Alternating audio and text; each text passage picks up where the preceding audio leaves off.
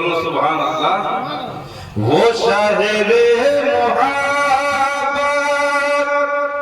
जहाँ मुस्तफा है वही घर बनाने को जी चाहता है।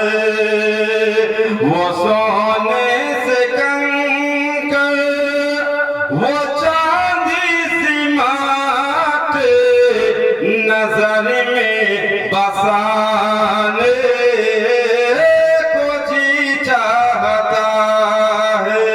जोरे बोलो सुभान अल्लाह। एक बार जोरे बोल या रसूल अल्लाह। जिहाद मुहब्बत की आवाज गूंजी कहाँ नज़लाने ये दुल्हन से आपने। जिहाद मुहब्बत की आवाज गूंजी कहाँ नज़लाने ये दुल्हन से आपने।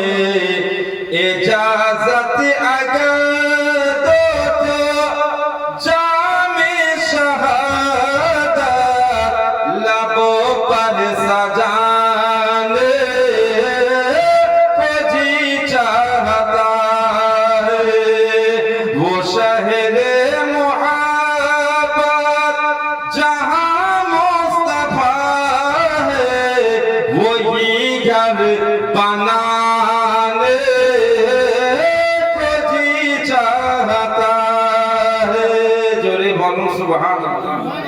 बिरादर मुअज़्ज़ज़ सामीन किराम, हज़रत माँ ज़ैनब, माँ सकीना, हज़रत माँ शहर बानो कैदी हुए याजीদের সামনে পেশ হলো। ইমাম হুসেন রাদিয়াল্লাহু তাআলা আনহুর মাথা মুবারককে একখানা থালাতে রেখে বিরাদার মুআজ্জাজ ইয়াজিদের সামনে পেশ করা হলো। বলুন আল্লাহু আকবার। জোরে বলুন আল্লাহু আকবার। এই পাপী ইয়াজিদ গভর্নর হাউসে ঘরে বসে বিরাদার মুআজ্জাজ ইমাম হুসেন রাদিয়াল্লাহু তাআলা আনহুর মোবারক মাথাকে দেখছে। তার হাতে একখানা ছড়ি আছে। বিরাদার মুআজ্জাজ সামিনে কেরাম, ইয়াজিদি দরবারে হাজার হাজার বিরাদার লোক বসে আছে। সে হাজার লোকের মধ্যে একজন আশিকে নবী। জোরে বলো সুবহানাল্লাহ। নামটা ছিল হযরতে যায়েদ ইবনে আরকাম। নবী মুস্তাফা সাহাবী ছিলেন, কিন্তু বয়স্ক হয়ে গেছে। শরীরে সেই রকম বল ছিল না, কোন দুর্বল। ইয়াজিদের সামনে ইমাম হুসেনের মাথা রাখা।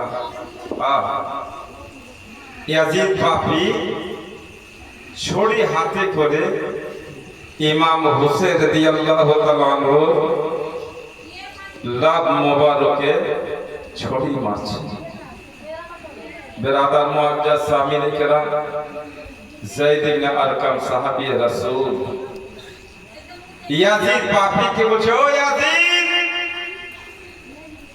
হোসেনের লাভ মোবারকে ছড়ি মারিও না, হোসেনের গাল মোবারকে আঘাত করিও না, শুধু মাথা আছে দেহ নাই। কি কেন মারছো?